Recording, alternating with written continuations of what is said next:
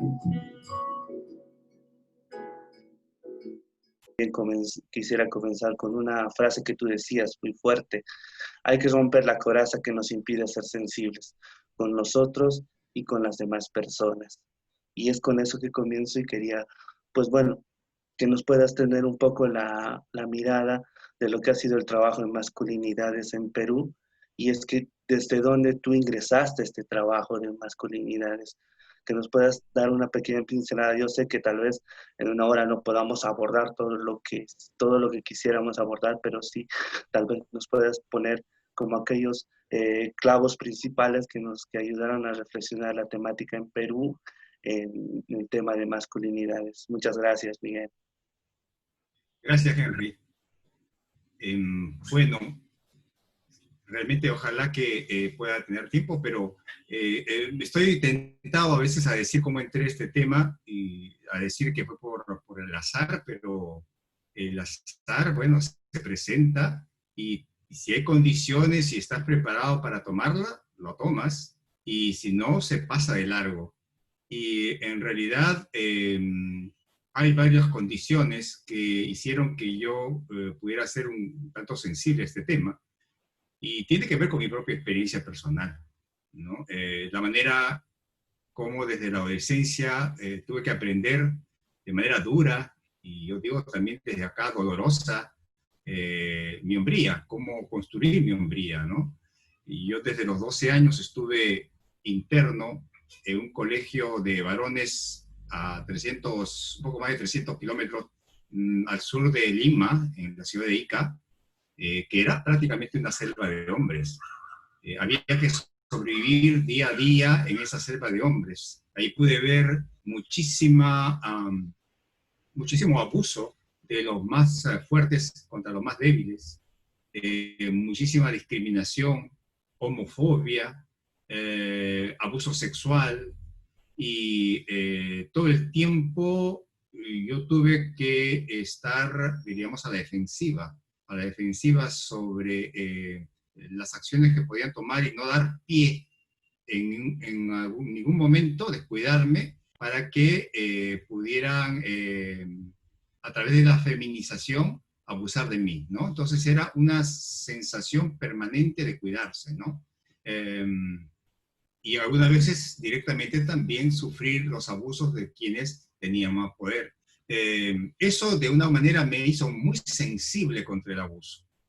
Y posteriormente, hasta el día de hoy, yo cada vez que veo un tipo de abuso o escucho un tipo de abuso, sigue revolviéndome la sangre en realidad. Ahí creo que falta también hacer más trabajo personal en el sentido de cómo digerir esa experiencia. Pero fue una de las condiciones, por ejemplo, ¿no? Ahora, el asunto es que en ese entonces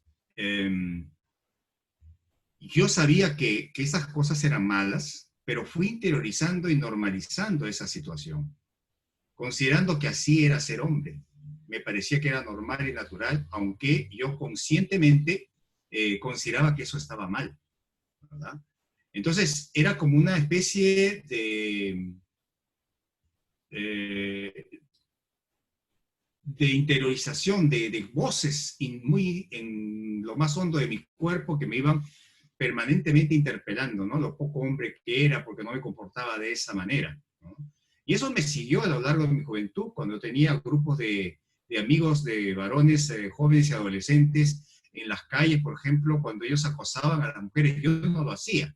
Y sufría la presión de ellos cuando me trataban, por ejemplo, de maricón porque no lo hacía, ¿no? Yo sabía que eso no podía ser, estaba en contra de eso. Me parecía poco propio que podamos de esa manera violentar a las mujeres. Sin embargo, eso era consciente, pero inconscientemente había siempre voces dentro de mí que me decían que no te estás comportando como un verdadero hombre, no debes hacer esto, no te atreves, etc. O sea, esos demonios internos que estaban detrás, dentro, muy profundamente, que me hacían sentir mal. Tenía una serie de características que no, de una manera, estaban de acorde a lo que se esperaba del varón, del hombre, del verdadero hombre, ¿no? O sea, no era por ejemplo, no era un gran deportista, o sea, nunca destaqué en los deportes, no era un conquistador sexual, no era un mujeriego, pero porque me parecía, por ejemplo, esto último mal, pero sin embargo, estaban ahí esos demonios internos que te van diciendo que tampoco hombre eres, ¿no? Entonces, ese malestar siempre lo llevé sobre los hombros, ¿verdad? Esa era una de las condiciones, por ejemplo, ¿no? Posteriormente, bueno, como dijo Jimmy, yo estudié sociología porque tenía mucho compromiso social, demografía, y eso me ayudó también a ingresar como docente, primero en la Pontificia Universidad Católica del Perú y luego en la Universidad de Cayetano, donde estoy. Sin embargo, hay un episodio que ocurrió porque fui contratado a trabajar en la ciudad de Cusco, en una prestigiosa institución de la sociedad civil, y donde yo coordinaba un curso que se llamaba Población y Desarrollo, y yo dictaba el curso de Población y Desarrollo en el año, está hablando del año más o menos 94, 95, y justamente en ese periodo se dio la Conferencia Internacional de Población y Desarrollo del Cairo, y por primera vez se incorpora entre las políticas de población el tema de género y el tema de desarrollo con rostro humano, que yo no los manejaba, no los conocía. Eso me permite a mí pedir al Fondo de Población de Naciones Unidas, que era el que financiaba el curso en el Cusco, que me diera la oportunidad de actualizarme en una pasantía en el Colegio de México, donde yo había estudiado mi maestría en la Ciudad de México, y ellos acceden. Voy a la Ciudad de México, estudio en esa pasantía, empiezo a incorporarme por primera vez en la reflexión sobre el tema de género, que no lo conocía, y es cuando la doctora Brígida García, que era mi tutora, me dice, mira Miguel, yo veo que estás muy interesado en los temas de género. Te sugiero que te inscribas como estudiante libre en un curso que está dictando el profesor Juan Guillermo Figueroa para el doctorado. El curso se llama Masculinidad, Salud Sexual y Reproductiva de los Varones. A mí me pareció absolutamente exótico. Nunca había escuchado una cosa así, nunca había escuchado el término masculinidades, y peor aún, salud sexual y reproductiva siempre lo había relacionado con el tema de mujeres, pero no con hombres. Pero de todas maneras, yo estaba abierto a escuchar y le dije que sí. Ingresé a ese curso y cuando empecé a escuchar al doctor Juan Guillermo Figueroa hablar de la construcción social y cultural, de la masculinidad, de los malestares de los hombres, etc., yo sentía que me estaba hablando a mí. Empecé a entender mis malestares que los tenía acumulados, ¿no? Y empecé como a quitarme poco a poco, escuchándole un peso de encima. Viendo que no era solamente un problema mío, ¿no? Era como una epifanía. Para mí se me abrió las luces. La primera vez en mi vida que escuchaba eso y sentía que me hablaba a mí, me hablaba de mi experiencia. Eso para mí fue, diríamos, un hito fundamental. Yo salí entusiasmado e inclusive en el curso me daban pistas de trabajar a través de los malestares de los hombres en cambios hacia una situación de igualdad entre hombres y mujeres, que a mí me parecía lo correcto.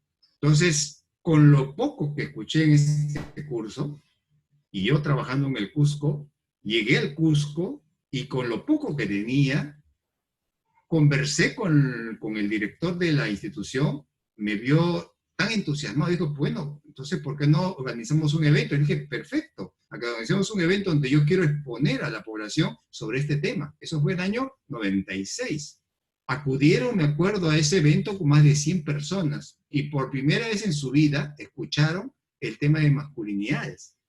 Y yo de aquí, de la distancia, digo, qué iluso, qué atrevido que era yo de hablar sobre el tema sin prácticamente conocerlo a fondo, ¿no? Pero a mí me motivó eso a empezar a leer y escuchar sobre el tema. Pero en el Perú, en realidad, no se conocía el tema.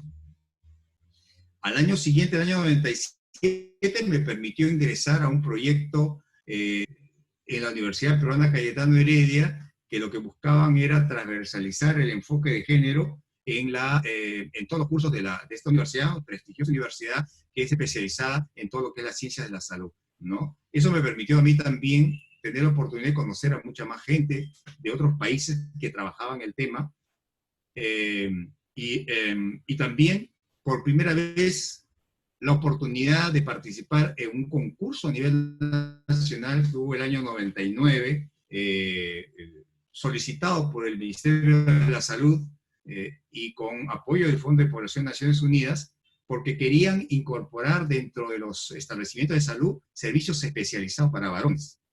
Me pareció interesante, hice una propuesta, armamos un equipo y nos presentamos a ese concurso y lo ganamos. Entonces, por primera vez se hizo una investigación sobre salud sexual y reproductiva de los varones y teniendo en cuenta cuáles son las necesidades en salud sexual y reproductiva de los varones, cómo lo solucionan, cuál es la imagen que tienen los servicios existentes y cómo idearían servicios para los varones. Fue muy interesante esa experiencia. Bueno, ese mismo año, en el año 99, ya estando en la universidad, la Organización Mundial de la Salud, recogiendo las recomendaciones de la Conferencia Internacional de la Mujer el año 95 en la ciudad de Beijing, y también posteriormente de la Convención Belén do Pará, que insta a los estados a hacer investigación para poder medir la violencia contra la mujer, porque no existían estudios a nivel mundial comparativos, o habían estudios muy pequeños, ¿no? Y entonces se requería estudios de ese tipo. Y por primera vez la Organización Mundial de la Salud hace un estudio en 10 países del mundo, de los 5 continentes, e incluye a Perú. Y en cada país hace un concurso de instituciones que van a desarrollar esa investigación en alianza con una institución feminista. Y nosotros, la Cayetano Heredia, ganamos ese concurso, esa selección, y fuimos conjuntamente con una prestigiosa organización feminista que es Flora Tristán, para desarrollar ese estudio sobre violencia contra la mujer. Era la primera vez que yo trabajaba el tema, no lo conocía. Y fue una experiencia extraordinaria. O sea, a mí me golpeó en lo personal de manera muy fuerte. ¿Por qué? Yo tenía una serie de mitos, como mucha gente, sobre la violencia contra la mujer. Me parecía que estaba muy lejos de mi propia experiencia.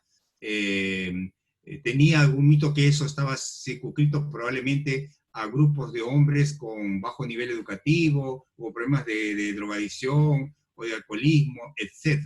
Bueno, ese estudio desmitificó todo, echó por tierra esas ideas. Sin embargo, en lo personal me afectó enormemente porque ya desde el principio empecé a escuchar las experiencias de las compañeras entrevistadoras sobre lo que estaban descubriendo día a día. Y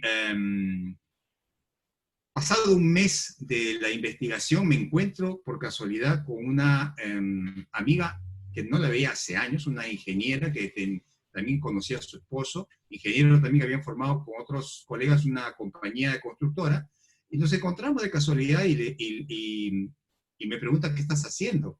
Y yo le cuento que estoy en esta investigación y le voy contando algunas de las cosas que voy descubriendo. Y ella me dice, Miguel, estás entonces ante un caso. ¿Cómo ante un caso? Sí, yo soy víctima de violencia. Y me cuenta pormenorizadamente toda su experiencia, no lo podía creer. Para mí, ella era una mujer empoderada y muy lejos del estereotipo que tenía una mujer violentada. No pasaron 3 o 4 días, a una amiga así mucho más cercana, le cuento también lo que estoy haciendo y se pone a llorar. Y me dice que ella a los 11 años había sido abusada sexualmente por su padrastro, que vivía hasta ahora con ella. Y voy viendo que a medida de que mujeres muy cercanas a mí, que empiezan a confiar en una persona que la perciben como sensible al tema, empiezan a abrirse. Y me doy cuenta que estoy rodeado de situaciones, de casos, de mujeres cercanas a mí que estaban viviendo un drama y no me daba cuenta, ¿no? Eso me golpeó enormemente. Cuando salieron los resultados de este estudio, fueron terribles. El Perú, frente a países africanos, asiáticos, de los 10 países del mundo, estaba por encima en violencia contra la mujer. En Lima, el 51% de mujeres había sufrido violencia física o sexual de parte de su pareja, y en el Cusco, el 69%, o sea, 2 de cada 3 mujeres. Entonces, la situación era sumamente grave. Y cuando empezamos a analizar los factores de riesgo, todos apuntaban a características de los hombres. Eso a mí me hizo sentirme corresponsable del problema de la violencia, ¿no? Considerar de que yo como parte del grupo de hombres tenía responsabilidad y que había que hacer algo desde el lado de los hombres. Es cuando a mí me impulsa el año 2000, el 2001 publicamos los resultados, el año 2002 empiezo a investigar qué se estaba haciendo en el Perú respecto al trabajo con hombres, si se estaba pensando en involucrarlos o no en el problema. En el sector público, el sector privado, no había absolutamente nada. Entonces, planteo a la universidad de que hay necesidad de que como universidad nosotros elaboremos una propuesta y la validemos en la universidad para poder ofrecérsela al Estado de la sociedad civil, ¿no? Pero que esa propuesta no podía, yo pensaba que no podía empezar de cero. Tenía que conocerse qué se estaba haciendo en otros países de América Latina, ¿ok? Empiezo a leer, veo que en Chile había un par de experiencias interesantes a través de un libro del profesor José Olavarría. En México veo que también se está haciendo algo a través de una institución de la sociedad civil que se llama CORIAC. En Argentina hay una experiencia a través de Jorge Corsi, que también me pareció sumamente interesante, y solicito a la Fundación Ford que me permita conocerlas. Me dan el financiamiento y lo primero que hago es contactar con José Olavarría y le digo, tengo interés de que me presentes esas experiencias, y me dice, los brazos abiertos, vente para acá. Yo me acuerdo de haber llegado un día y me dice, mira, este día vamos a hacer una exposición en Flaxo, donde él trabajaba, donde un investigador norteamericano va a exponer sus resultados de una investigación sobre violencia. Fui al evento y me presentó en ese evento a un psicólogo, me dice, él está trabajando con varones, ¿te interesa? Te lo presento, me lo presentó, y el psicólogo me invitó al día siguiente a un lugar donde él tenía un trabajo de varones, no tenía más información. Fui al día siguiente y me encuentro con 14, 15 hombres que me recibieron muy amablemente. Y el evento fue muy interesante porque pusieron una película sobre situaciones de violencia contra la mujer, donde se le preguntaba a los hombres que participaban ahí que identifiquen casos de violencia. Y los hombres muy fácilmente identificaban violencia física, violencia sexual, violencia emocional. Se les decía por qué los hombres violentaban a las mujeres, y los hombres fácilmente relataban que, bueno, a ellos les parecía que lo que querían era, pues, darles miedo a la mujer para que los obedezca, para que hagan lo que ellos quieren que hagan, y les preguntaban, ¿y cuáles son las creencias respecto a eso? ¿Por qué lo hacen? Y todos hablaban de las creencias machistas, de que los hombres consideran que por ser hombres tienen mayor poder y autoridad sobre las mujeres, y que las mujeres tienen un rol subordinado. Yo pensé, en realidad, que estaba en un círculo de estudio. Yo mismo opinaba también al respecto. Varios hombres se expresaron en contra de la violencia hacia la mujer. Varios hombres se expresaron de manera muy cariñosa respecto a sus parejas, y terminó la reunión y todos hicieron una fila para poder firmar un libro. Y yo le pregunto al psicólogo, ¿qué están haciendo? No, me dice, todos estos hombres son sentenciados por el Poder Judicial por haber agredido a sus parejas, y están acá obligatoriamente y tienen que estar 4 meses. Le digo, ¿estos hombres son violentadores, son agresores? Sí, me dice. Y además están hasta 2 veces acá. A mí realmente me pareció increíble que estos hombres que estaban en contra de la violencia hacia la mujer, que sabían, diríamos, cuáles eran las creencias respecto a la violencia contra la mujer, a las relaciones entre hombres y mujeres, lo tenían aprendido, ellos pudieran ser violentos. Yo tenía quizás una idea del agresor, de un hombre quizás con las características de un delincuente, pero eran hombres comunes y corrientes, y dije yo, este problema es mucho más complejo de lo que yo podía suponer. Y eso a mí me exigió el tener que plantear una propuesta de investigación desde el lado de los hombres, ¿no? Que pudiéramos entender por qué los hombres ejercen violencia contra las mujeres. O sea, ¿cuál es el sentido que le dan al ejercicio de violencia a la mujer? ¿Cómo interpretan sus actos violentos? ¿No? Para poder, conjuntamente con la propuesta que iba a hacer, alimentar justamente con esa investigación el trabajo que tenía que hacer de intervención. Pero bueno, ahí fue que me pusieron en contacto también con un psicoterapeuta chileno que vivía en Toronto, Canadá, donde desarrollaba toda una propuesta que estaba siendo aplicada en Chile, que se llamaba el modelo Duluth. Y a mí me pareció interesante, dije que me ponga en contacto con él y fui y viajé a Toronto y estuve ahí como más de una semana yendo todos los días a los grupos de hombres agresores. Y me pareció sumamente interesante esa experiencia, pero había toda una propuesta que se llamaba Estrategia Comunitaria Coordinada, donde todo funcionaba como un reloj. El Ejecutivo, el sistema judicial, los organismos de la sociedad civil, nada. Ahora, lo que me llamaba la atención es que ellos decían de que el Estado les daba una oportunidad a estos hombres y que lo tomaban o lo dejaban. Ellos no buscaban que los hombres cambien, sino que paren la violencia, porque los derechos de las mujeres no pueden esperar los cambios de los hombres. Además, yo veía que era un espacio en el cual que funcionaba realmente en la medida de que todo el sistema funcionaba. Había mucho control social. Si los hombres recaían, iban a la cárcel. No podían tampoco, de ninguna manera, no asistir a las reuniones, ¿no? Al día siguiente les caía la policía y los llevaba a la cárcel. No podían eludir. Entonces, eso no ocurría, por ejemplo, en Chile. En Chile sí había muchísima deserción, a pesar de que era obligatorio, ¿no?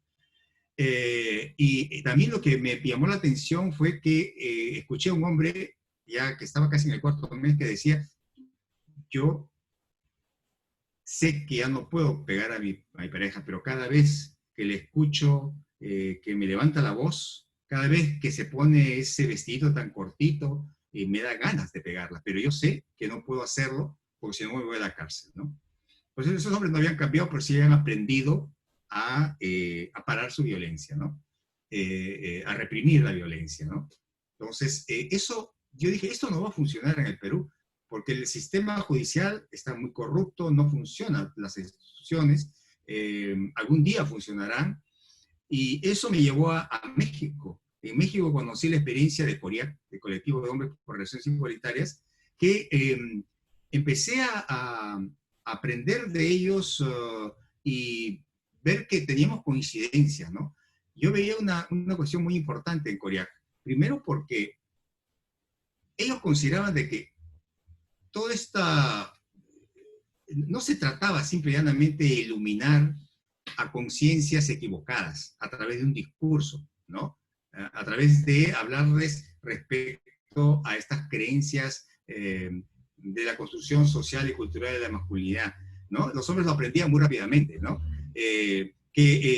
Todo el tema de género está tan impregnado, o sea, nosotros formamos parte del género y gran parte de nuestra actuación de género y nuestra violencia parte desde lo más hondo de nuestros cuerpos, o sea, desde el inconsciente, ¿no? El tema de las emociones juega un papel sumamente importante, ¿no? Y había que trabajar con la historia de las emociones de los hombres, porque detrás de cada emoción, no en el aire, están las creencias sobre las cuales se basan. Y poniendo en evidencia justamente las emociones y a través de ellas las creencias sobre las cuales estas emociones se sustentan, uno ahí podría, diríamos, cuestionar los falsos supuestos sobre los cuales estos se erigen y darle un nuevo significado a lo que es ser hombre. Eso me llamó mucho la atención. Me llamó mucho la atención también el hecho de que ellos dijeran que el objetivo del programa es no solamente parar la violencia, sino que los hombres, al pararse la violencia, también ellos se sientan bien, y eso significa un cambio personal. Eso me llamó mucho la atención. Y la otra cosa que me llamó la atención era que formaban dentro del mismo proceso a hombres que eran usuarios como facilitadores de otros hombres. Yo hasta ese momento les había dicho en la universidad, yo soy sociólogo, yo no soy psicólogo, yo hago la propuesta y contratamos un psicólogo para que la pueda aplicar y validar. Pero cuando ingresé yo a los grupos de Corea, pues abrieron las puertas y yo pasé como 15 días, todos los días yendo a los grupos de Corea en los 3 niveles que ellos tenían, y haciendo mi propia experiencia de trabajo como hombre, me di cuenta que quienes estaban como facilitadores eran como hombres comunes y corrientes, y que no eran ninguno de ellos terapeuta, y que me hablaban de su experiencia como hombres, y con su experiencia como hombres a mí me tocaban, yo sentía que me estaban hablando a mí, y eso era sumamente valioso, y me hizo ver que yo también podía, si pasaba por un proceso de cambio personal, podía también ser un facilitador, tener como mi principal instrumento de facilitar cambios a otros hombres, mi experiencia también de haber renunciado al poder, a la autoridad, a la violencia. Y en ese momento yo también me di cuenta, porque hasta ese momento decía, yo no soy violento con mi pareja, pero ahí me di cuenta, en esa experiencia de trabajo personal, que yo tenía una serie de actitudes violentas que no me daba cuenta, estaban tan naturalizadas, interiorizadas, que tuve que ir cuestionándome, ¿no? Y posteriormente salí de eso, empecé a trabajar como no había otra oportunidad, trabajar a través de un trabajo psicoterapéutico con una compañera psicoterapeuta feminista, trabajar mi propia experiencia. Porque ¿qué iba a dar a los hombres si yo no trabajaba mi propia experiencia de cambio y de renuncia al ejercicio de autoridad y al poder, que yo lo tenía muy metido y no me daba cuenta, ¿verdad? Entonces, eso fue pues, sumamente importante. Empezamos la experiencia en el año 2004 en Perú, pero queriendo trabajar junto con el Estado. Invitamos al Ministerio de la Mujer para que se una a esta experiencia, porque yo pensaba de que esto era una función fundamentalmente del Estado. Entonces, pasamos una serie de obstáculos que nos pusieron el Ministerio de la Mujer, logramos, diríamos, un consenso en las autoridades intermedias, pero cuando llegamos a la ministra no le interesó el tema. Dijo que no le interesaba y no estaba de acuerdo, y prácticamente nos desairó, así que tuvimos que ir solos. Felizmente, al principio tuvimos el aporte de la cooperación británica que nos apoyó, creyó en nosotros, pero que rápidamente se fue del país. O sea, nos apoyó como 7, 8 meses para poder lanzar, pero luego nos dejó porque se fueron del país.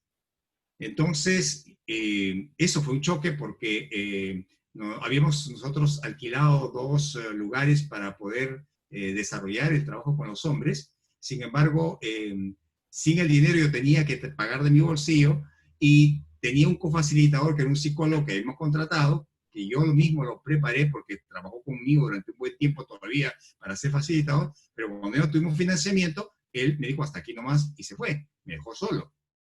Y tomé la decisión en ese momento de que a partir de este entonces, esta experiencia iba a ser una experiencia de compromiso personal y no un medio de trabajo.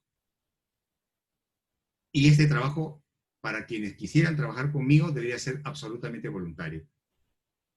Y eso fue realmente la razón por la cual nuestro programa duró muchísimos años.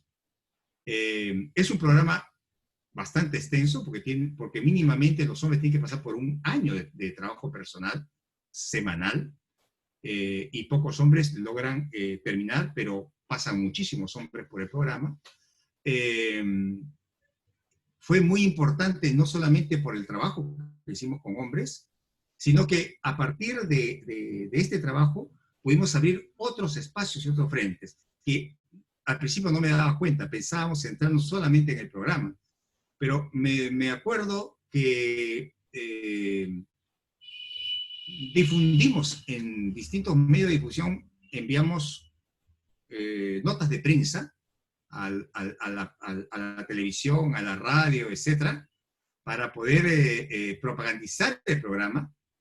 Y el primer día me llegó una invitación del programa más importante de la televisión en ese momento en el Perú, en el programa del periodista más temido de la televisión, ¿no? Se llamaba César Hildebrand, que todos temían ir a ese programa, y tenía una audiencia enorme, y me invitan.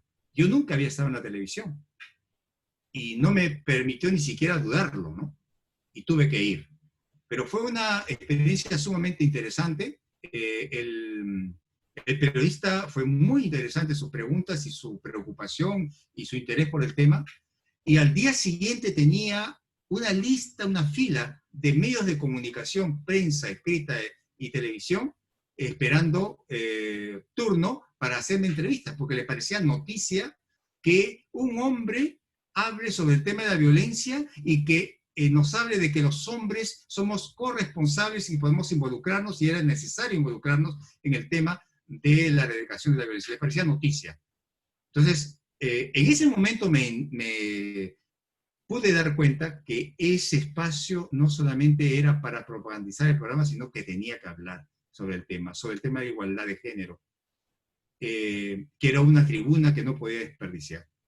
Y así fue, ¿no? Y de esa manera llegaron los primeros hombres al programa, ¿no? Y de esa manera también hubieron profesionales, sobre todo psicólogos, que empezaron a llamar, a decirme: Miguel, nos hemos enterado de que existe este programa y lo que queremos es que nos dé la oportunidad para aprender la metodología. Y yo les decía, bueno, la metodología se los puedo enseñar en 3 horas. Lo que yo les invito es que ingresen al programa. ¿Pero qué? ¿Quieres que nosotros ingresemos como pacientes? Nosotros somos psicólogos, queremos que nos dé la oportunidad de aprender la facilitación. Le digo, no, tú puedes convertirte en facilitador, pero primero tienes que pasar el proceso, ¿no?, de renuncia al ejercicio de autoridad y al poder, y convertirte posteriormente en facilitador. Ah, no, muchos de los psicólogos no aceptaban. Hubo un pequeño grupo de jóvenes psicólogos, como 2 o 3, que sí aceptaron el reto, ingresaron.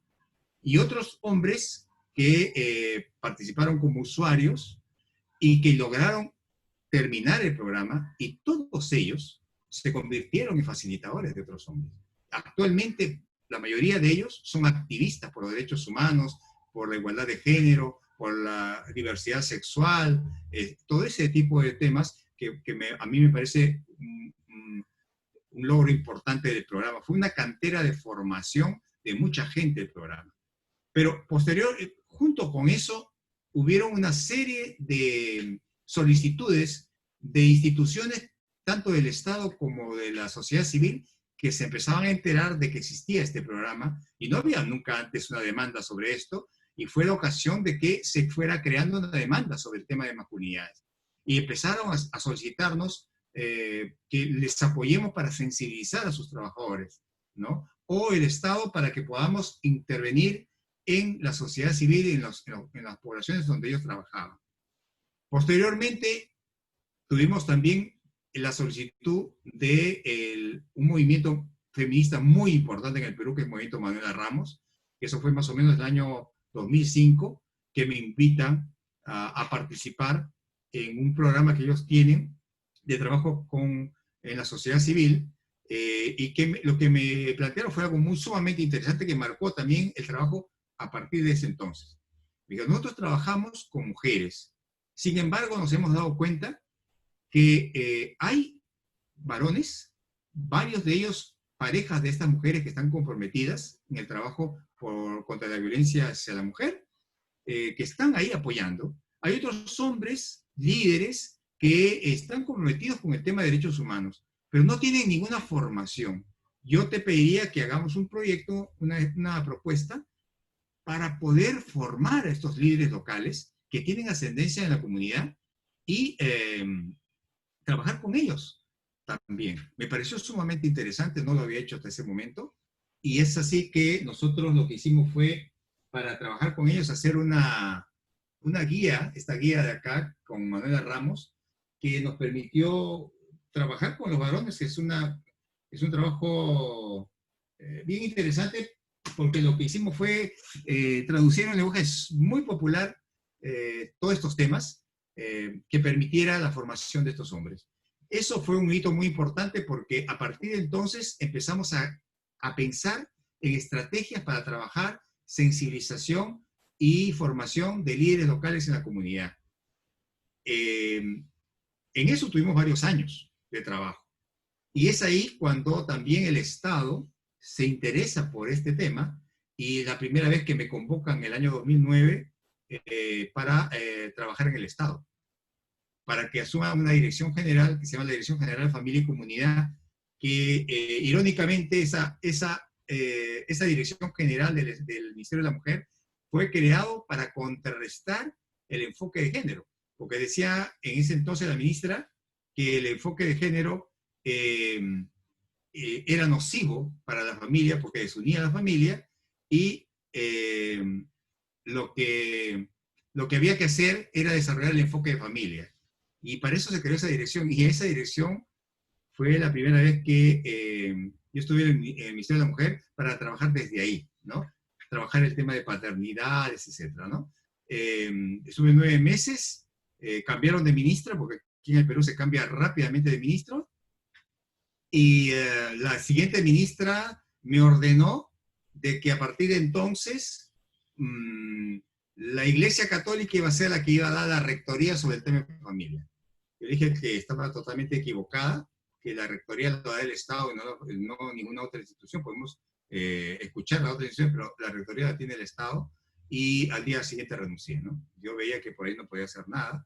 Al año siguiente, el Fondo de Población me pidió que sistematice toda esa experiencia que había tenido de trabajo con varones en un manual que sirva para otros hombres, para que los otros hombres pudieran también desarrollar este trabajo de facilitación y de formación de otros formadores. Y es así que nosotros hicimos un trabajo de elaboración de un manual con todas las técnicas participativas y vivenciales para trabajar con varones, ¿no? Porque decían, no puedes ser tú solo, tienes que dar la oportunidad a otros hombres para que puedan también hacer ese mismo trabajo. Me pareció excelente, ¿no? Eso fue el año 2012, ¿verdad? El año 2000, ese mismo año fui nuevamente convocado por el Estado y para trabajar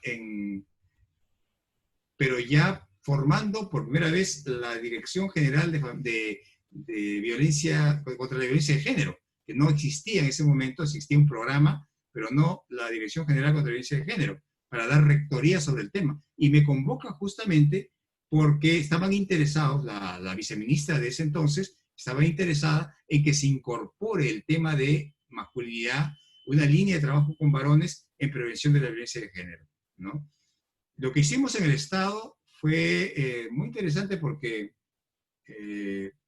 teniendo toda esa experiencia de trabajo con la comunidad, de formación de líderes locales, y existiendo ya en el ministerio una institución que daba servicio a las mujeres, pero tenía una línea de intervención con la comunidad, que son los centros de emergencia de mujer que existen en todo el país, a mí me pareció que sería interesante formar dentro de esta línea de trabajo en la comunidad, formar a profesionales del Ministerio de la Mujer, formarlos en profundidad a través de toda esta estrategia participativa y vivencial, para que ellos a su vez formen a líderes locales en las comunidades donde ellos se sientan, donde trabajan, y que a su vez sea pues un efecto más multiplicador.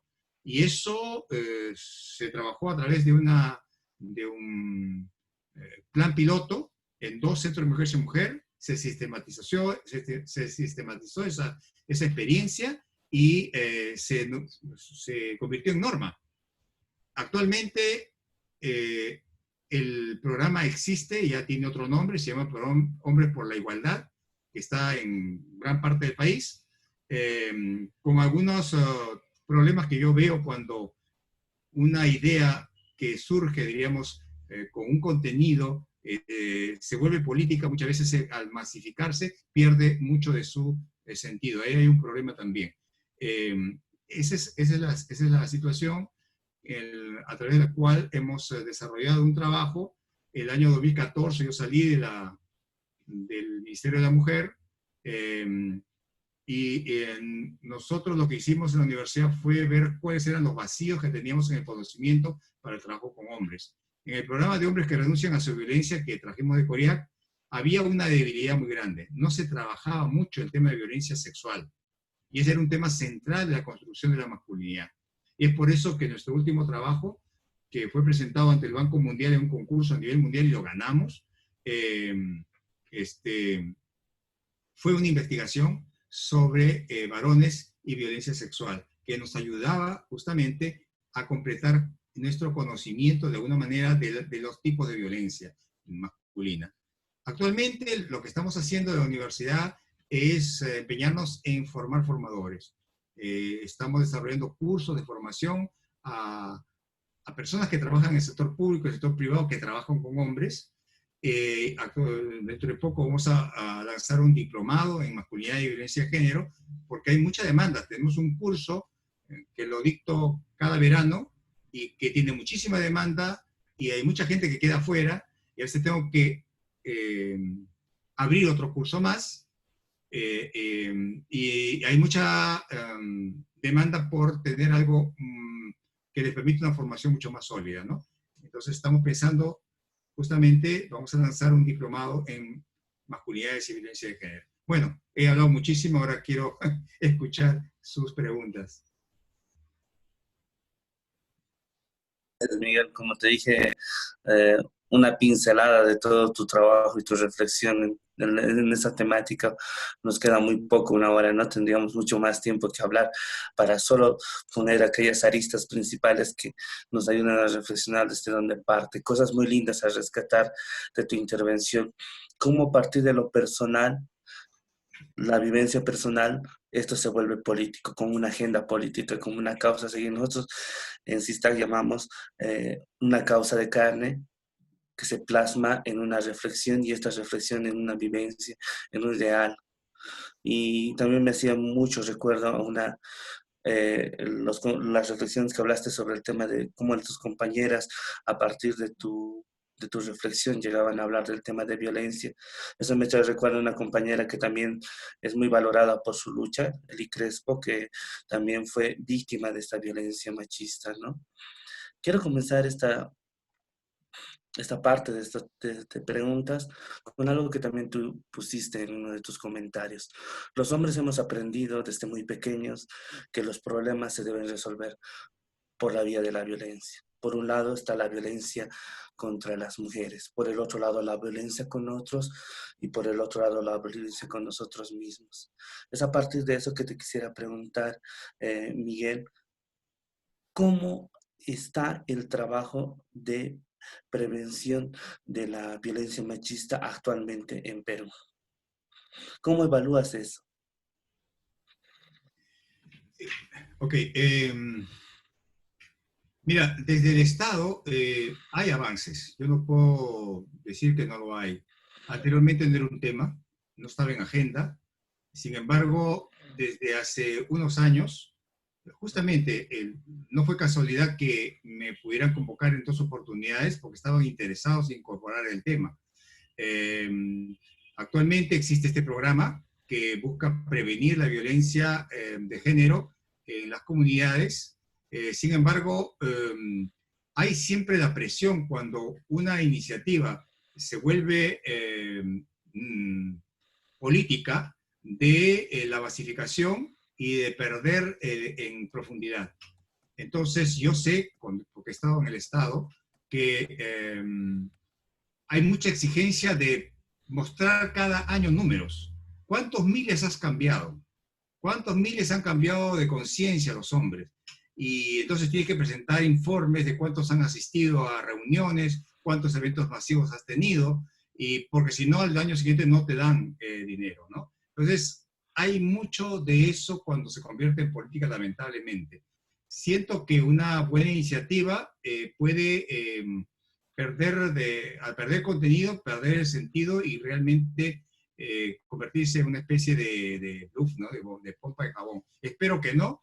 Yo sé que hay interés de trabajar con los hombres, pero todavía en las políticas no se ve con mucho fundamento ese trabajo. Por ejemplo, si uno lee la ley de igualdad de género, en toda la fundamentación no se nombra siquiera la importancia de trabajar con hombres. Sin embargo, cuando uno ve la lista de actividades que tiene que desarrollar, hay un espacio en el cual se habla de la profundización del trabajo de hombres por la igualdad a nivel nacional, ¿no? Pero sin fundamentos sobre la importancia de esto. Entonces me parece a mí que era una actividad así suelta, ¿no? Entonces ahí falta un mayor trabajo. Eh, Creo yo que uno de los sectores fundamentales para la prevención es el ámbito educativo. Y todavía en el Perú falta mucho trabajo en el ámbito educativo. El Ministerio de Educación fue siempre un freno para incorporar los temas de género, de igualdad de género en el ámbito educativo.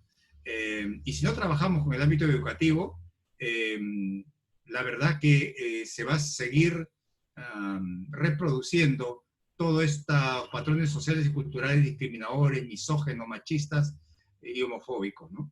Ahí es donde todo el tema de la homofobia juega un papel fundamental para la interiorización, ¿no? Como un proceso, un dispositivo del sistema machista patriarcal para vigilar y castigar, ¿no? Y enraizar profundamente en los hombres el temor, diríamos, a la feminización, a la vergüenza, a la humillación, ¿no?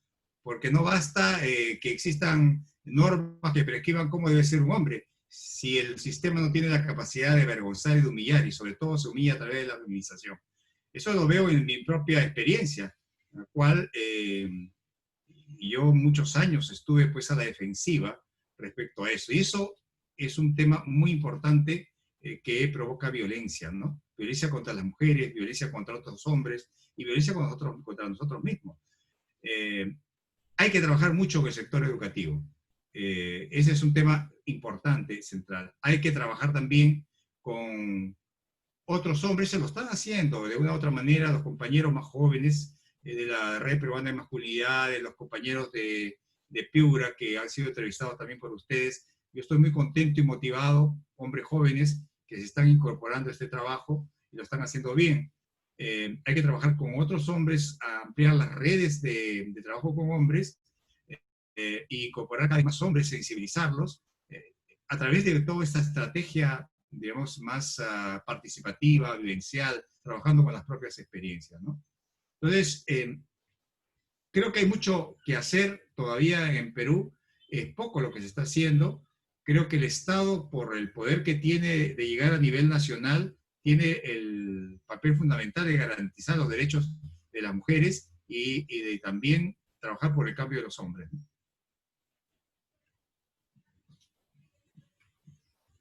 Querido Miguel, algo que nosotros también reflexionamos mucho es que si bien se están dando cambios generacionales de activismo en la temática de masculinidades, también vemos que hay un pequeño riesgo, ¿no?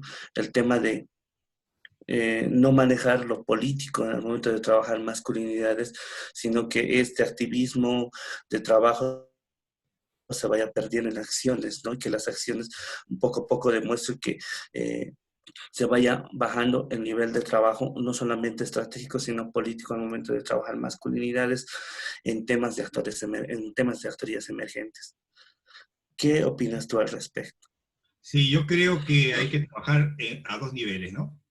Creo yo que ese es un desafío muy grande, el que en este primer nivel de trabajar desde lo político hay que seguir promoviendo, digamos, la movilización ciudadana a través de una abogacía en los ámbitos social y político, creo yo, porque primero, por un lado, hay que profundizar y extender las campañas para colocar y mantener vigente en la palestra a través de los medios de comunicación, de los eventos masivos presenciales o virtuales, la discusión sobre la importancia que los varones nos involucremos en estos esfuerzos por la igualdad de género y la no violencia contra las mujeres. Por otro, es importante también la construcción de una agenda para incorporar en las políticas públicas, primero que es importante, ¿no? Imperiosa la necesidad de involucrar a los varones si queremos lograr este objetivo de erradicar la violencia contra la mujer y lograr la igualdad de género. Y también para incorporar estrategias de intervención que prioricen pues la calidad y no la cantidad, ¿no? El otro tema que yo a veces, ese es un nivel, el otro nivel es trabajar desde la sociedad civil también, pero un peligro que yo veo a veces es que se trabajan algunos temas y se pierden, digamos, el objetivo, el eje central. Yo creo que lo importante es no perder el eje central. Y para mí el eje central de trabajo con los hombres es la renuncia a ejercer toda forma de poder y control sobre las mujeres, la renuncia a toda forma de violencia. Y podemos trabajar cualquier tema, pero sin perder esa brújula, ¿no? Porque si vamos a trabajar, por ejemplo, el tema de paternidad, que es muy extendido ahora en el trabajo, y solamente nos centremos en el tema de las emociones, de cómo los hombres pueden ser más sensibles, más, digamos, más afectuosos con sus hijos, o que le entren algún tipo de actividades domésticas, pero que sigan manteniendo la autoridad y el poder y el control, me parece que eso es malo, ¿no? Eso es maquillar las cosas. Creo que cualquier tema que podamos trabajar con varones, salud sexual, salud reproductiva, las emociones, no podemos perder la brújula del tema de las relaciones de poder, ¿no? Y la renuncia de ejercer toda forma de poder y control sobre las mujeres, me parece que es el eje central, ¿no? Entonces, yo sugiero a los compañeros, compañeras más jóvenes, que no pierdan esa brújula, ¿no? Muchas gracias, Miguel. También debe haber preguntas en las redes. Quisiera pasar la posta a Jimmy para que podamos seguir reflexionando. Gracias, Henry. Ciertamente, Miguel, muchas gracias por haber hecho este tránsito desde tu propia experiencia, desde tu mirada más personal, vivencial, y cómo ésta se traduce en causa, como bien decía Henry. Yo creo que también hay un elemento que es muy interesante en todo lo que nos has compartido, la posibilidad de recuperar 3 dimensiones que tú has tenido la posibilidad de hacer parte de tu propio trabajo. Toda la experiencia comunitaria, es decir, el trabajo con la comunidad, el trabajo educativo, etcétera, el tema académico y la posibilidad de entrar en el campo de lo estatal como un técnico operador, porque ahí también te has tenido que enfrentar inevitablemente con los operadores políticos. Y sabemos muy bien que los operadores políticos solo y exclusivamente miran y le dan importancia a algo cuando hay un rédito, y no necesariamente porque estén comprometidos con una temática. ¿Cómo ha sido tu experiencia? ¿Cómo tú evaluarías y qué nos recomendaríamos? Porque yo creo que este es como el gran dilema. Muchos, los que trabajamos masculinidades, o nos quedamos en una dimensión que puede ser el activismo, ¿cierto? Nos movemos en el campo del reclamo, de la propuesta, de la fiscalización. Otros se moverán en el campo académico, desde la lógica del trabajo más de generación teórica, investigativa, etcétera. Pero muy pocos hacen el tránsito, o si lo hacen, no necesariamente salen con una buena experiencia, porque ante la emergencia de conservadurismos, como es el caso de Perú, que ni diría es emergencia, porque en realidad parece parte de la historia, es un país altamente conservador y con estructuras conservadoras instaladas fuertemente en el Estado. Tú mismo lo has comentado con el tema de la familia, por ejemplo, y de la Iglesia Católica. ¿Cómo tú miras este tránsito? ¿Qué lección aprendida tendrías de esta experiencia? Ok, claro, mi tránsito no ha sido planificado en realidad.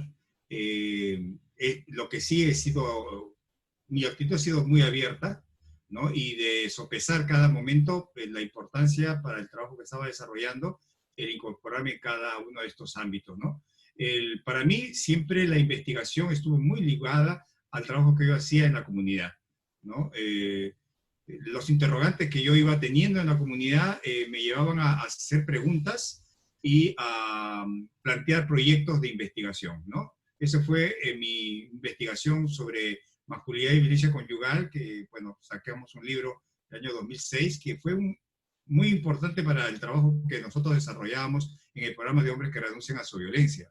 Y así otras publicaciones que pude sacar en la medida que iba preguntándome en el trabajo en la comunidad la necesidad de conocer más en profundidad. Entonces, siempre para mí la investigación estuvo muy vinculada al trabajo en la comunidad, ¿no? Prácticamente todas mis publicaciones querían responder a eso. En el tema de la incursión en el ámbito más estatal, nunca lo pensé, o sea, nunca pensé que podía yo participar en el ámbito estatal. Y lo que ha ocurrido es que, sobre todo en el Ministerio de la Mujer, había una experiencia muy interesante que compañeras feministas muy connotadas han sido convocadas al Ministerio de la Mujer como ministras, como viceministras, como directoras generales, y han pasado algunas desde el activismo a ser autoridades, o también académicas feministas que también han sido convocadas como autoridades. Y en ese periodo me han conocido en el campo, en la actividad, en el activismo, en el trabajo de investigación, etc. Y cuando han estado, han dicho, bueno, Miguel está haciendo una propuesta muy interesante y lo vamos a convocar, ¿no? Entonces, yo nunca lo planifiqué y para mí fue un reto y lo acepté, ¿no? En realidad también he tenido un apoyo que no lo puedo soslayar, muy importante porque a la Universidad Peruana Cayetano de Heredia ingresé junto con una compañera feminista de una larga trayectoria que se llama Nancy Palomino, que para mí fue digamos, un lujo tenerla como compañero de este trabajo, porque tuve una persona muy clara en sus convicciones y permanentemente interpelándome en lo que yo estaba haciendo, y una interlocutora de lujo, ¿no? Y entonces lo discutíamos, cuál era cada uno de los aspectos que hacíamos, tanto en la investigación, en la promoción y en el trabajo en el Estado. Siempre fue una discusión larga con ella, de ver los pros y los contras, y siempre pensando en cómo eso iba a alimentar el trabajo que estábamos desarrollando. Entonces eso me ayudó muchísimo a tomar las decisiones. Inclusive en la segunda oportunidad fue mucho más dolorosa mi decisión de ir al Estado. ¿Por qué? Habíamos nosotros ganado, junto con el municipio de Lima, un proyecto de ONU Mujer para trasladar la experiencia del programa de hombres que renuncian a su violencia de la universidad al municipio de Lima. A mí me parecía que eso era lo que nosotros habíamos planificado de un principio. La universidad tenía como objetivo el plantear la propuesta y validarla, y nosotros la habíamos validado. Hicimos una sistematización, inclusive, de nuestra experiencia. Y había una institución del Estado que tenía como función hacer esto, y que podíamos trabajar conjuntamente y podíamos trasladar esa experiencia. Y así que ganamos junto con el municipio un proyecto muy importante y trasladamos nuestra experiencia del programa de hombres que renuncian a su violencia a la Municipalidad de Lima. Tomó el nombre de Oye Varón, aprende a vivir sin violencia en el municipio de Lima. Cuando estábamos ya empezando la implementación de ese proyecto, la nueva ministra, porque sube otro gobierno, la nueva ministra me llama. Yo venía, me acuerdo, de un trabajo de realizar talleres con obreros en el norte del Perú, en varias empresas pesqueras. Yo estaba trabajando con obreros y me llega una llamada de la ministra diciendo que, y la ministra no me conocía, yo sabía de ella porque era una mujer de mucho prestigio y muy reconocida, pero ella no me conocía a mí. Pero me llama y me dice que quería conversar conmigo y me invitaba a almorzar, y me invita a participar en el ministerio. Yo digo, pero ministra, le digo, yo acabo de ganar un concurso para trabajar con la Municipalidad de Lima. Y me dice, bueno, Miguel, yo te doy la oportunidad de que eso mismo lo trajes a nivel nacional. Entonces, hablando con Nancy Palomino, tomamos la decisión. Ella asumió mi trabajo y incorporamos otro compañero más joven que recién venía de fuera para hacer mi trabajo, y yo dedicarme al trabajo en el Ministerio de la Mujer. Lo que sí, mi aprendizaje ha sido de que es bastante sacrificado en el Estado, porque el Estado no es algo monolítico. El Estado, tú encuentras intereses distintos que hay que buscar consensos a distintos niveles. Inclusive tú crees que has logrado todos los consensos, ¿no? Consensos desde tu dirección general, desde el viceministerio de la Mujer, desde la ministra. Luego tienes que ir a lograr consensos con los otros sectores del Estado, ¿no? Por ejemplo, con el Ministerio de Justicia. Si no te aprueba el Ministerio de Justicia, no sale nada. Con el comité de viceministros logras hasta eso. Y luego de eso tienes que ir al Consejo de Ministros a sustentar tu propuesta. Mira, con el asunto del acoso sexual callejero, nosotros quisimos incorporar una modificación al Código Penal, porque varias situaciones que habían habido en el Perú no estaban contemplados en el Código Penal. Nosotros hicimos una propuesta para poder incorporar esas modificaciones en el Código Penal y logramos en un tira y afloja a todos los niveles hasta llegar al Consejo de Ministros. En el Consejo de Ministros hicimos la exposición y por unanimidad los ministros aceptaron nuestra propuesta. Eso significaba enviarlo al Parlamento con prioridad para que sea aprobado. Pasaron los meses y nunca escuché que en el Parlamento se discutía. Cambió de gobierno y nunca se discutió. ¿Qué pasó? En este gobierno, en el siguiente, este gobierno actual, de un momento a otro hubo un escándalo, una situación terrible, porque una joven fue quemada en público por alguien que la estaba acosando. ¿Ok? Fue eso terrible. Y a raíz de eso, empezaron a cambiar las cosas. Se formó una comisión multisectorial a nivel del Ejecutivo. El Parlamento quiso sacar algo y justo ve ese proyecto que estaba enterrado. Y de un momento a otro lo saca y lo prueba. O sea, tú no sabes por dónde va a salir, en qué momento va a salir un proyecto de ley, ¿no? Es increíble, ¿no? Yo después estuve preguntando qué había pasado, por qué nunca lo propusieron al Congreso como prioridad.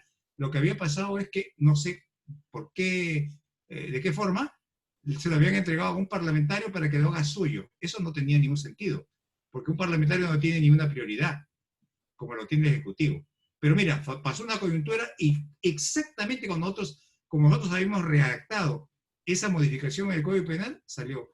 Entonces, realmente es bien complejo trabajar en el Estado, pero tú estás en el Estado y el 70% de tu tiempo se va en desanudar, diríamos, obstáculos burocráticos. Y tienes solamente el 25 o 30% para aportar. Y solo puedes aportar si tienes, diríamos, un consenso con tus dos superiores, con la viceministra y con la ministra. Puedes sacar algo, pero si no, no. Si tú ves que la ministra no se compró el pleito, como me pasó la primera vez, no pasa nada, ¿no? Y a veces ni siquiera la ministra, Porque yo he tenido presiones, por ejemplo, de compañeras feministas que han ido a decirme, a lanzarme un discurso. Decía, pero compañeras, lo que ustedes me están diciendo, yo estoy totalmente convencido. Eso mismo que ustedes me están diciendo, ya lo sabe la ministra y está convencida la ministra. Entonces, ¿por qué no lo aprueban? Porque en el Consejo de Ministros tiene una serie de trabas y no lo acepta. Entonces, que la ministra, ¿pero qué quiere? Que la ministra vaya y se haga huelga de hambre, porque no había forma, ¿no? Entonces, es bien complejo, ¿no? Bien complejo. Pero sí vale la pena. En realidad es una experiencia interesante, desgastante, pero vale la pena. Gracias, Miguel, por compartir esta experiencia. La verdad es que, como tú bien lo reflejas, el tema burocrático te come el tiempo, por un lado, la gestión política, esto del operar políticamente, el rédito, etcétera. Y algo que me llamaba mucho la atención también en tu propia reflexión y experiencia, y que creo que es importante, es esto de tender puentes con los feminismos. Tú mismo lo has mencionado, que tus dos experiencias más importantes de llevar adelante iniciativas y propuestas a nivel de lo social, a nivel de lo ciudadano, surge de organizaciones feministas. En este caso, un gran saludo a nuestras amigas y colegas de Manuela Ramos y de Flora Tristán. ¿Cómo tú ves la importancia de construir puentes con el feminismo, Miguel? Porque yo sí siento, yo tengo la oportunidad de estar mucho en Perú. Para mí Perú es como mi segunda casa y por eso es que viajo y conozco mucho. Y una de las cosas que he visto es que hay una renovación generacional también fuerte. Mujeres jóvenes, feministas, que están con unas agendas mucho más interesantes en cuestión de articular múltiples demandas, ¿no? Es decir, ya no solamente es una dimensión, sino son multiagendas y que se vuelven muy amplias.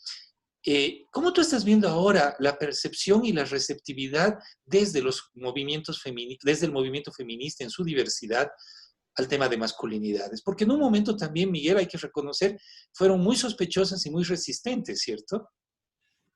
Sí, hay mucha diversidad realmente en las propuestas. No he encontrado en el Perú, como sí he encontrado en otros lugares, algún rechazo, pero en el Perú abiertamente no, pero sí también algunas resistencias más soterradas. En realidad, la institución que más he trabajado ha sido con Manuela Ramos, desde un principio, durante años, hemos colaborado juntos, hemos trabajado juntos. ¿Por qué? Porque ellas tienen una experiencia distinta. Ellas tuvieron un programa, un proyecto, quizás el más grande de toda América Latina, que se llamaba Reprosalud, para trabajar a lo largo de toda el Perú, en la zona rural, y su proyecto era trabajar con mujeres. Eso fue en la década del 90. Su proyecto era trabajar solo con mujeres, empoderar a las mujeres en sus derechos sexuales y derechos reproductivos. Pero las mujeres mismas presionaron a Manuela Ramos diciendo, ¿qué hacemos nosotros yendo a esos talleres si nuestras parejas no participan? Vamos a nuestro hogar y nuestras parejas nos hacen problemas porque estamos participando. No quieren aceptar nada. Si no participan nuestros compañeros, esto no va a ningún lado. Fueron presionadas por las mismas bases y tuvieron que incorporar entre sus objetivos el trabajo con varones. Esta experiencia ellas la tienen muy clara y a partir de ahí han sido pioneras en crear condiciones para el trabajo con varones. Y te digo, desde antes inclusive que yo pudiera trabajar de esta manera, en el año 98-99 crearon un espacio para que un grupo de hombres nos reuniéramos en Manuela Ramos para reflexionar sobre nuestras experiencias como hombres, en el año 98, ¿verdad? Y posteriormente siempre hemos trabajado de manera conjunta, ¿no? Les he apoyado en el trabajo que ellas desarrollan en la comunidad.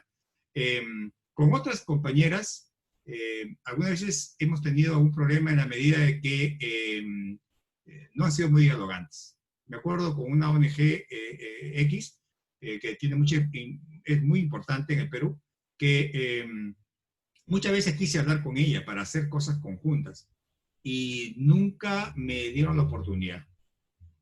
Siempre me decían que estaba ocupada de directora, que no podía, que me devolviera la llamada, nunca. Hasta que un día coincidimos en un panel los dos juntos. Yo le dije, oye, me estás toreando, le dije. Mucho tiempo quiero hablar contigo y tú no me das la oportunidad de hablar contigo. Dime la verdad, dime por qué no aceptas hablar conmigo. Y ahí fue cuando me dijo, tenemos mucha desconfianza. Y yo le dije, bueno, si hay desconfianza, hablemos. ¿Cuáles son sus desconfianzas? Para ver realmente qué es lo que está ocurriendo. Ah, sí, te voy a llamar, hoy día no me ha llamado, ¿no? Entonces, hay mucho de eso. El otro tema en el cual he encontrado yo resistencia, no solamente en un grupo de compañeras aquí en Perú, sino a nivel internacional, y peor todavía, me extraña de organismos de Naciones Unidas, tanto de OPS como OMS, bueno, ni qué decir del Banco Interamericano de Desarrollo, es en el tema del trabajo de reeducación de agresores. Es como, cuando yo hablo de eso, es como si estoy viendo una palabra mala. Inmediatamente saltan hasta el techo y no aceptan. Y me parece extraño, porque justamente Naciones Unidas ha instado a los gobiernos desde la CEDAW. Si uno lee la recomendación número 19 de la CEDAW, dice claramente, exhorta a todos los países a que creen programas de rehabilitación para personas agresoras, y lo ha seguido planteando en varios momentos. En la Comisión de la Condición Jurídica y Social de la Mujer del año 2013, igual vuelve a instar. Luego también, en el año 2017, el Consejo de Derechos Humanos de la ONU también. Pero estas instituciones, yo no entiendo por qué están en contra. Consideran de que el costo-beneficio es muy poco, porque muy pocos hombres egresan, y que entonces están solamente centradas en apoyar, qué sé yo, talleres pequeños de sensibilización, ¿no? Que pueden ir muchísima gente, ¿no? De un día, de mediodía, ¿no? Entonces pueden mostrar números, yo supongo que es por eso, ¿no? Pero en realidad no podemos hablar de números.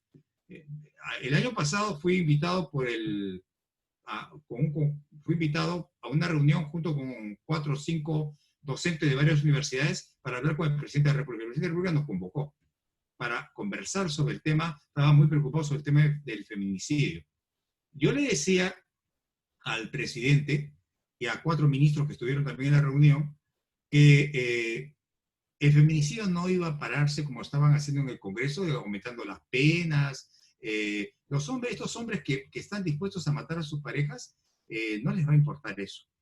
Yo le contaba que justamente el día anterior he escuchado una entrevista de una mujer que se había salvado de un intento de feminicidio que le había dicho a su pareja: a mí no me importa pudrirme en la cárcel, pero yo te mato, ¿no? Y en el programa han estado, por lo menos te diré que yo conozco 4 o 5 hombres que llegaban con la intención de asesinar a sus parejas, pero se quedaron en el programa. Se quedaron en el programa y yo considero casi seguro que se desmontó sus deseos de asesinar a sus parejas, ¿no? Cambiaron de perspectiva. Y entonces, la única posibilidad, aunque sean, salvemos 4, 5, 6 mujeres, la única posibilidad son procesos largos de cambio, ¿no? Con un taller de 2 horas, de 3 horas, no vas a cambiar a estos hombres y van a continuar con lo mismo. Y creo yo por eso que pensar solamente en números para rechazar los programas de reeducación, considerando que no sirven para nada, me parece una ligereza, ¿no? Gracias, Miguel. Hay 2 preguntas que me gustaría compartir de la audiencia que pasaron por el chat. Una es de Silvia, que pregunta: considero que las creencias tienden a expresarse en las prácticas sociales. El reto está en mirar, evaluar los efectos de estas creencias para empezar a desestructurar la construcción de determinada masculinidad y que en algunos casos hay resistencias a cuestionarla. ¿Crees que esa es una de las tantas razones por la cual se mantiene la violencia sexual, física y psicológica en Perú?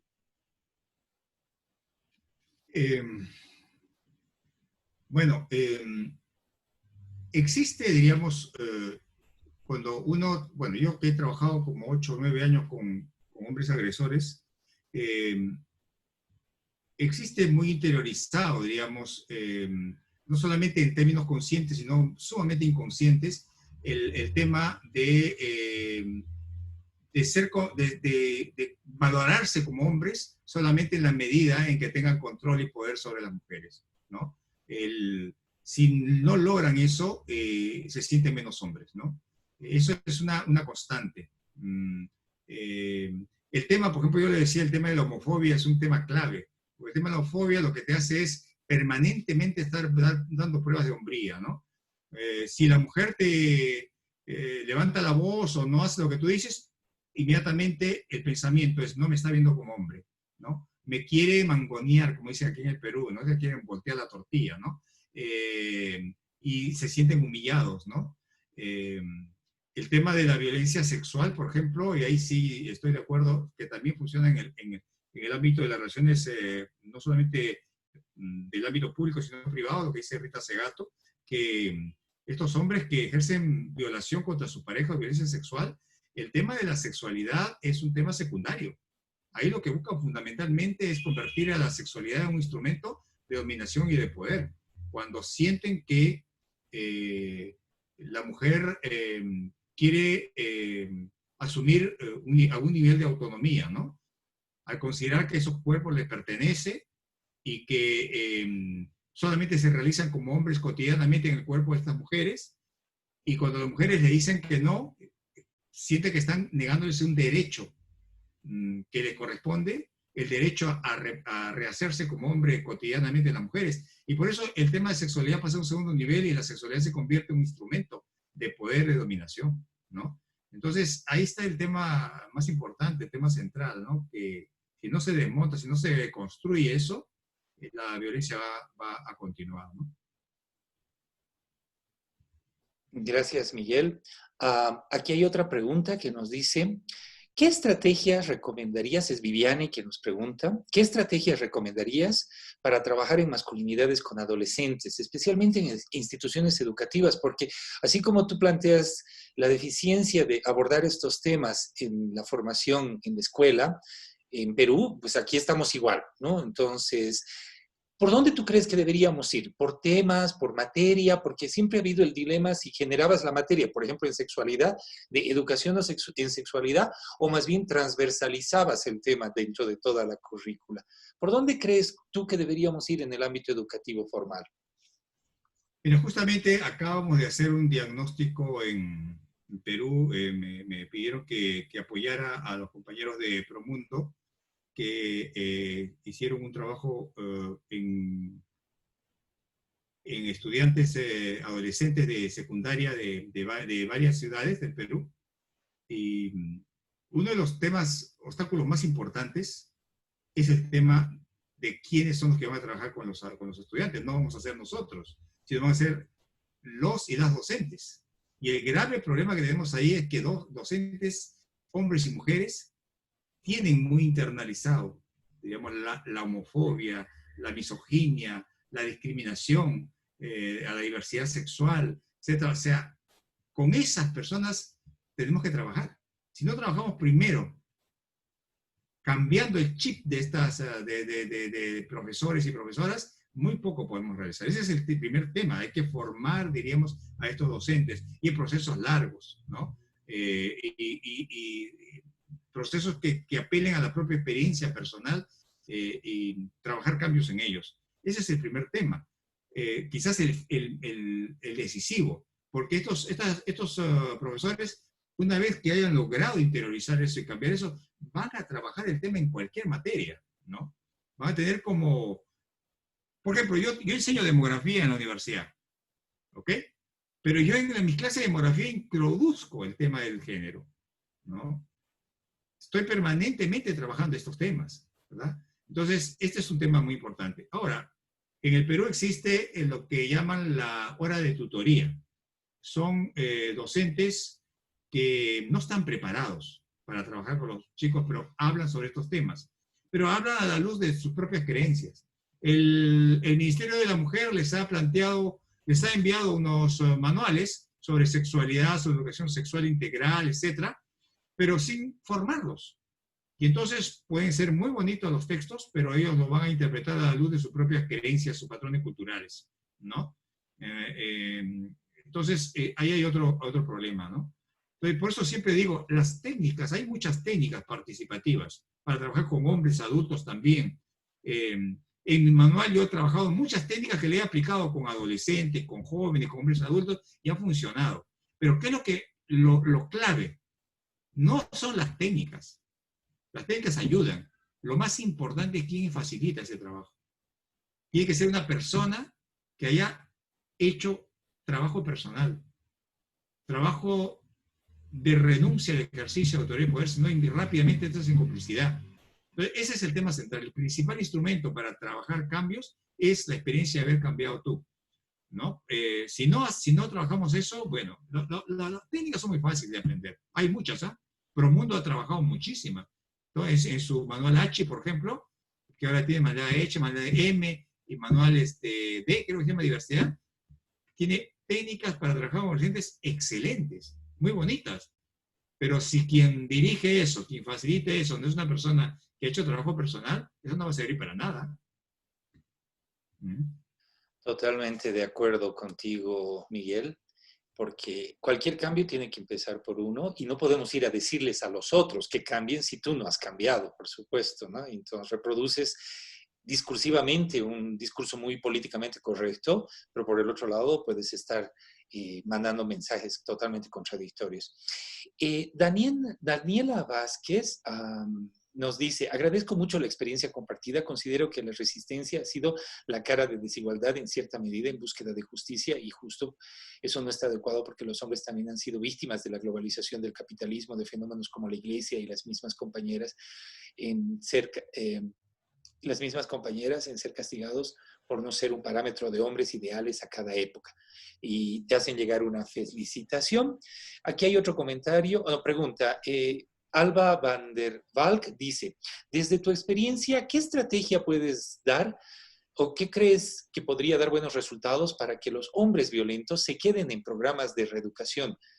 En Bolivia se obliga a los hombres a acudir a estos programas, pero por ejemplo en Tarija, una ciudad al sur del país, tenemos datos de que ni el 20% de los pocos que van, porque no van todos, van poquitos, ni ese 20% de los que quedan mantienen un proceso o cumplen el proceso. ¿Cuál sería la estrategia para que se queden? Mira, en todos los programas, inclusive en los programas que van obligados, hay una gran deserción, ¿no? Hay hombres que creen que que les basta con una semana o 2 semanas, dicen, y cuando les planteas que el programa es muy, muy amplio, porque nadie tiene la varita mágica de lograr cambios de proceso de socialización que han durado 20, 30, 40 años, ¿no? Eso no, nadie tiene la varita mágica, entonces los procesos son largos. Y son pocos los hombres que terminan el programa, ¿no? Sin embargo, nosotros hicimos la sistematización después de 3 años de estar funcionando. Descubrí algo que me pareció sumamente interesante, que los cambios de los hombres no son blanco y negro, no son tan de esa manera, son procesos, ¿no? Cuando me preguntan cuántos hombres han cambiado, es muy difícil de responder eso, ¿no? Sí, ciertamente los pocos hombres que culminan, hay procesos mucho más sostenidos no solamente de parar la violencia, sino de igualdad de género y también de compromiso social, ¿ok? Pero hay hombres que desertan en distintos momentos. A pesar de eso, por ejemplo, nosotros teníamos unas estadísticas que los hombres mínimamente iban aproximadamente a unas 12 o 14 sesiones. ¿Ya? Eso significa más o menos como 3 meses. No hay ningún programa de sensibilización que tenga esa duración. Entonces, nosotros cuando hicimos la sistematización, claro, entrevistamos a las parejas de los hombres que habían egresado y de los que estaban en el segundo nivel. Porque decíamos, ¿para qué vamos a entrevistar a las parejas de los hombres que han desertado en el primer nivel? Que duraba 4 meses el primer nivel. Pero vamos a entrevistar a los mismos hombres del primer nivel que han estado 10 semanas, 14 semanas, 13 semanas, ¿no? Y ahí nos encontramos con una sorpresa, para mí una sorpresa. Primero, casi todos los hombres decían que el poco tiempo que habían estado les había cambiado la vida. Yo dije, no puede ser, nadie tiene la varita mágica para que le cambie la vida. Entonces, les preguntábamos en qué les había cambiado la vida. Entonces, había una gradiente impresionante.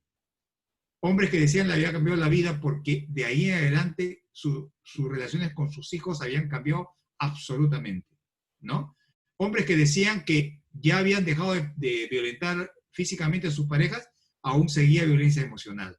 Y así una serie de cosas. E inclusive encontramos un grupo de hombres, de 5 hombres, de los 50 que hicimos entrevistas al azar, de los hombres que habían pasado por primer nivel, que nos dijeron que les había bastado las sesiones que habían estado, más o menos 14, 13 sesiones, para parar la violencia. Que no puede ser tan poco tiempo. Entonces dije, bueno, vamos a entrevistar a las parejas. Y entonces, de esas 5, 2 mujeres corroboraron totalmente que sus esposos estuvieron 3 meses y con eso les bastó. Y que han pasado año y medio y él ha cambiado totalmente. O sea, los hombres que ejercen violencia contra sus parejas son totalmente heterogéneos. ¿Ya? 2 dijeron que sí, sus esposas después de año y medio que habían salido, igual ellos habían cambiado totalmente. Sus relaciones con su pareja, con sus hijos, con sus hijas. Los otras dos mujeres dijeron que mientras ellos habían estado en el programa, veían que habían cambios importantes, que las relaciones habían mejorado, pero ellos tuvieron que dejar el programa porque cambiaron de trabajo, etc. Y después de meses han ido poco a poco, han vuelto a violentar. ¿Ok? Eso fue los otros 2 casos. Y un caso sí, que nos preocupó mucho, fue un caso de un hombre que no cambió, ¿no? Y tuvimos que rastrear ese caso y realmente fue un caso en el cual nosotros nos pudimos sentir utilizados. Utilizó porque él tenía impedimento de volver a su casa, utilizó el programa para poder volver a la casa y le abran las puertas y volver lo mismo, ¿no? Tuvimos que tener las antenas bien puestas de ahí en adelante, que puede ser el programa tenga aprovechado. Pero, como te digo, las cosas no son negro y blanco. Y a pesar de que haya mucha deserción, el impacto en esos hombres es absolutamente notable comparando con cualquier otro programa. Por eso yo digo que eso hay que valorar. Y en el primer nivel pasaban cientos de hombres, ¿eh? Tuvimos como 600 hombres más o menos. Entonces es difícil de decir cómo hacer para que los hombres permanezcan hasta el final en procesos tan largos, ¿no? Porque además no fue ni un solo año, en realidad el promedio de hombres que egresaron fue de año y medio. Es un proceso sumamente largo. Y después les pregunté a los de Corea que me dijeron que lo mismo, que a ellos les había durado como año y medio, aunque se planteaba que era un año. Entonces son procesos largos que ocurren muchas cosas y muy difíciles que la mayoría de los hombres mantengan, ¿no? Perseverantes en su asistencia, pero de todas maneras tiene un efecto muy importante, ¿eh? Miguel, muchísimas gracias por compartir tu experiencia. Estamos por encima de la hora prevista del webinario y tengo montones de preguntas que hacerte. Quisiera comprometerte, Miguel, para poder contar contigo en un próximo webinario, en el futuro programa que abramos, porque creo que toda esta experiencia en cuanto al trabajo con hombres y renuncia a prácticas violentas tiene mucha información que nos puede ser útil a todos aquellos que vamos trabajando estos diferentes temas. Quisiera comprometerte, Miguel, a que nos puedas acompañar en un futuro.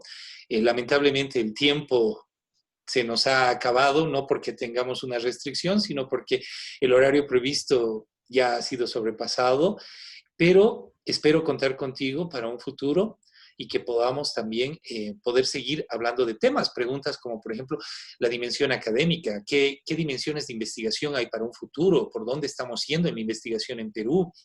¿Cómo va el tema de la generación de conocimiento a nivel de tesis? El tema de estrategias de trabajo con hombres agresores, los contenidos inclusive, las formas de reflexión, etcétera. Bueno, millones de temas, querido Miguel. Lamentablemente, como te digo, el tiempo se nos ha acabado y más bien quisiera agradecerte y ceder la palabra también a mi colega Henry antes de que podamos despedirnos y escuchar tus palabras de despedida. Henry.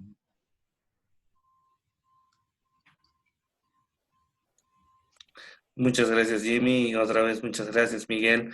Realmente ver tus aportes, tu reflexión y todo, tener un pincelazo de todo tu recorrido en esta temática, me alienta mucho. Realmente ver otra vez que a partir de la causa se puede construir muchos puentes y estos puentes nos pueden ayudar a seguir trabajando sobre lo que nosotros queremos, el cambio, un cambio positivo, un cambio que no en muchos lugares se ve, un cambio a lo que apuntamos, a cambiar una estructura social, ¿no?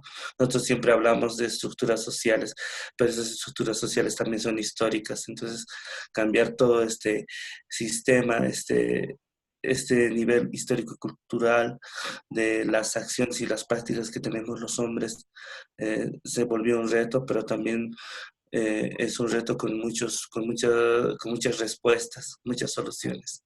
Muchas gracias, Miguel. Miguel, tus palabras de despedida. Bueno, en primer lugar, muchísimas gracias. Lo que quiero decir es que estoy muy emocionado porque veo cada día más hombres jóvenes que se están incorporando en este trabajo. Cuando yo empecé, pues de mi generación casi nadie se quería comprometer. Ahora es un tema en el Perú y en otros países es muy recurrente. Ya hay una mayor sensibilidad a todo nivel de la importancia de trabajar con hombres. Todavía falta, pero es importante. Sin embargo, hay que siempre recordar que este trabajo es un trabajo que requiere un esfuerzo importante de trabajo personal, de cuestionarse todos los días lo que estamos haciendo, ¿no? Una vez, cuando recién empezaba, una muy conocida investigadora sobre los temas de feminismo y de las masculinidades aquí en el Perú, me dijo: Miguel, no te metas en estos temas, porque los hombres cuando se meten en estos temas lo único que están buscando es tener una nueva cota de poder. Y yo me sentí muy afectado cuando me dijo eso, no me gustó, pero siempre lo recordé, ¿no? Y fue siempre un cuestionamiento para mí, ¿no? Que si yo estoy en este tema simplemente por prestigio, por mayor poder, por mayor reconocimiento, me parece que mi trabajo está totalmente equivocado, ¿no?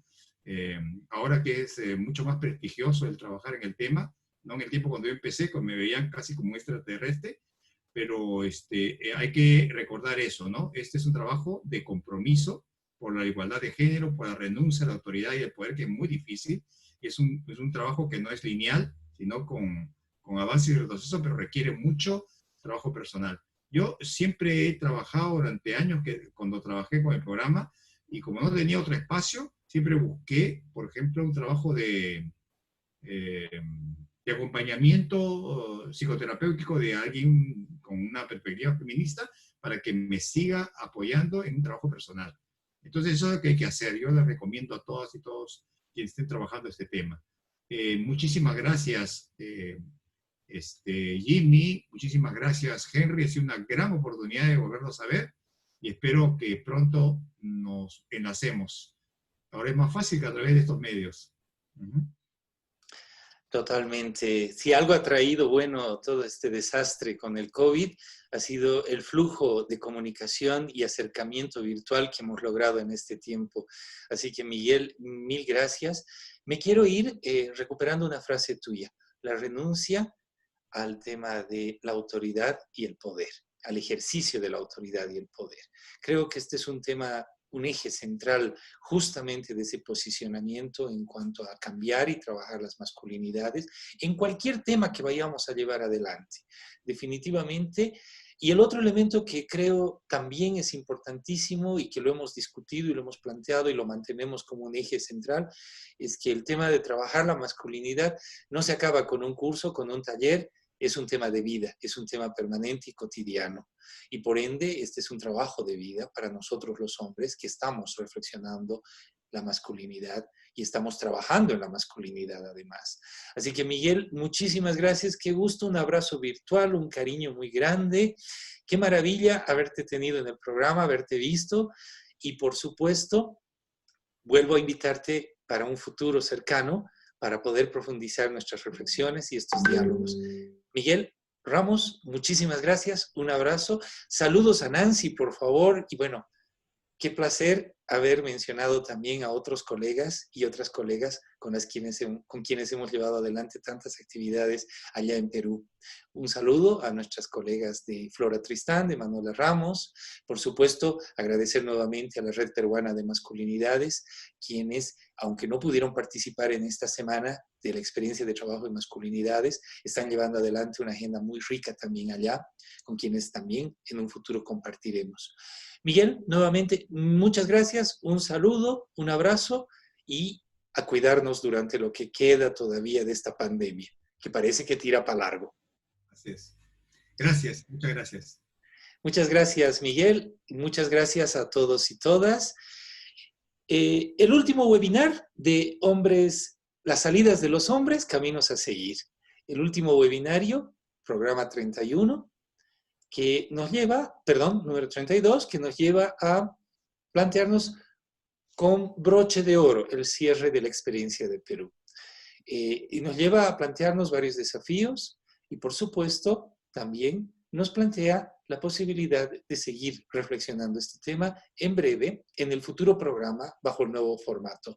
Quiero agradecer a todos y todas por habernos acompañado durante todos estos meses y de manera particular en esta serie de programas. Invitarles a que nos sigan en nuestras plataformas del Internet, en nuestras plataformas virtuales, el fanpage SISTAC Masculinidades, Campaña Antimachismo, SISTAC URG, y en Perú, Qué buena idea ser antimachista. Y para quienes quieran también seguir a través del canal YouTube, les invitamos a que nos sigan a través de SISTAC Bolivia y todas las otras plataformas que están disponibles para ustedes. Muchísimas gracias, buenas noches, soy Jimmy Tellería, un abrazo cordial. Nos despedimos para vernos en el mes de agosto con el futuro programa que vayamos a llevar adelante. Abrazos y muchas gracias.